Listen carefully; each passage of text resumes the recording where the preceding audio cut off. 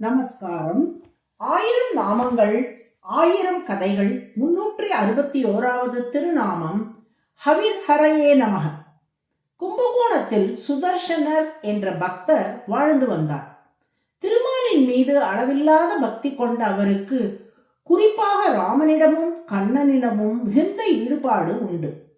ராமருக்கு ஒரு கோவிலும் கண்ணனுக்கு ஒரு கோவிலும் தன் இருப்பிடத்துக்கு அருகாமையில் கட்ட வேண்டும் என்று நீண்ட நாளாக அவர் ஆசைப்பட்டு வந்தார்.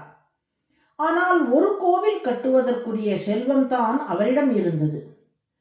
ஒரு நாள் அவரது கனவில் ராமன் மாடு மேய்க்கும் கோலத்தில் காட்சியளித்தான். வியப்பில் ஆழ்ந்தார் சுதர்சனர். கண்ணன் தானே மாடு மேய்ப்பவன். கோ எனும் பசுவை மேய்ப்பதால் கோபாலன் என்று அழைக்கப்படுகிறான். ஆனால் ராமன் கோபாலனாக காட்சியளிக்கிறானே, இது எப்படி பொருந்தும் என்று சிந்தித்தார். அப்போது ராமன் சுதர்சனரிடம், கண்ணன் மட்டும் தான் கோபாலனா? நான் கோபாலன் என்றால் ஏற்க மாட்டீரா என்று கேட்டான். திடுக்கிட்டு படுக்கையிலிருந்து எழுந்தார் சுதர்சனர். திருமால் தன்னிடம் ஏதோ தெரிவிக்க விரும்புகிறார் என்பதை மட்டும் புரிந்து கொண்டார். அடுத்த நாள் காலை குடந்தை சாரங்கபாணி பெருமாள் திருக்கோவிலுக்கு சென்று பெருமாளிடம் அடைக்கலம் புகுந்து, நீ தெரிவிக்க விரும்புவது என்னவோ என்று கேட்டார். அப்போது அர்ச்சகர் வாயிலாக பெருமாள் சுதர்சனரிடம் ஒரு செய்தியை சொன்னார். சுதர்சனா, உன் இருப்பிடத்துக்கு அருகில் ராமனே கோபாலனாக கோவில் கொள்ளப் போகிறான் என்பதே அந்த செய்தி. அதாவது ராமனை மூலவராகவும் கோபாலனை அதாவது கண்ணனை உற்சவராகவும் வைத்து கோவில் கட்டும்படி பெருமாள் சுதர்சனருக்கு உத்தரவிட்டார். ஆஹா, என்ன பாக்கியம், என்ன பாக்கியம் என்று எண்ணி பரவசமடைந்தார் சுதர்சனர். ராமனை மூலராகவும் கோபாலனை உற்சவராகவும் வைத்து கோவில் கட்டுவதற்கான ஏற்பாடுகளை தொடங்கினார். அப்போது அவ்வூரில் வாழ்ந்த ஒரு பண்டிதர் இந்த கோவில் கட்டும் பணியை தடுத்தார். உற்சவ மூர்த்தியும் மூலமூர்த்தியும் ஒன்றாகத்தான் இருக்க வேண்டும். உற்சவரை கண்ணனாகவும் மூலவரை ராமனாகவும் வைத்து வழிபடுவதை ஏற்க முடியாது என்று கூறினார். ராமன் கண்ணன் இருவருக்கும் கோவில் கட்ட முடியவில்லையே என்று நான் பல நாள் வருந்தினேன். இப்போது பெருமாளின் உத்தரவின்படி இருவருக்கும் சேர்த்து ஒரே கோவில் கட்ட முற்பட்டால் அதற்கும் தடங்கள் வந்துவிட்டதே என்று துடித்தார் சுதர்சனர். அப்போது திடீரென ஒரு சிறுவன் அவ்விடத்துக்கு வந்தான்.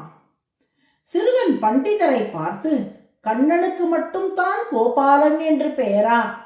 கோ எனும் வேதங்களை ஊழி காலத்தில் காத்ததால் மத்ஸ்யாவதார பெருமாளும் கோபாலனே.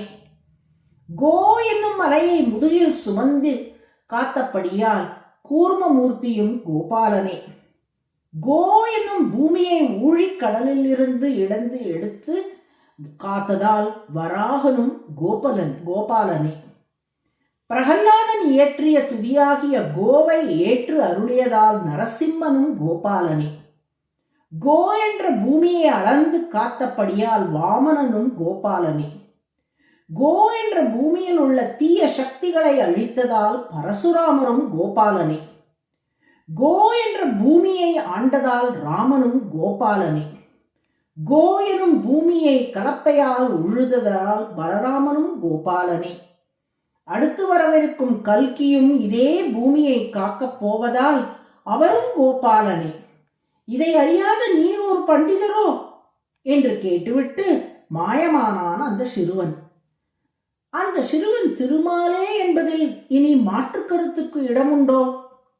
பெருமாளின் திருவுள்ளப்படியும் சுதர்சனரின் ஆசைப்படியும் திருக்கோவில் சிறப்பான முறையில் கட்டப்பட்டு சப்ரோக்ஷணம் நடைபெற்றது. அந்த திருக்கோவில் தான் இன்றும் கும்பகோணம் தோப்பு தெருவில் இருக்கும் ஸ்ரீ ராஜகோபால சுவாமி திருக்கோவில். அங்கே மூலவர் சீதை, லக்ஷ்மணன், ஹனுமானுடன் ராமனாக காட்சி தருகிறார். உற்சவர் ருக்மணி சத்யபாமாவோடு ராஜகோபாலனாக மாடு மேய்க்கும் கோலத்தில் காட்சி தருகிறார்.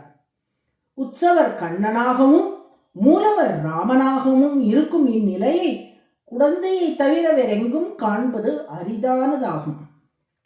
சுதர்சனை தேடி தன்னையே அவருக்கு தந்தது போல் தனது பக்தர்களிடம் சரியான நேரத்தில் தன்னையே கொண்டு வந்து கொடுப்பதால் திருமால் ஹவிஹி என்று அழைக்கப்படுகிறார். ஹவிஹி என்றால் கொடுப்பது என்று பொருள். சுதர்சனர் கோவில் கட்டும் போது நேர்ந்த தடைகளை தகர்த்தது போல் பக்தர்கள் அவனோடு இணைவதற்கு இடையூறாக வரும் தடைகளை போக்குவதால் திருமால் ஹரிஹி என்று அழைக்கப்படுகிறார். ஹரிஹி என்றால் தடைகளை அழிப்பவன் என்று பொருள்.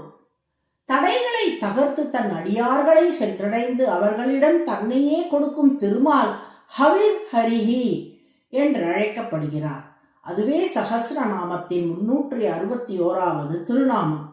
ஹவிர் ஹரையே நமக என்று தினமும் சொல்லி வரும் அன்பர்களுக்கு தன்னையே தந்தருளுவார் திருமால்.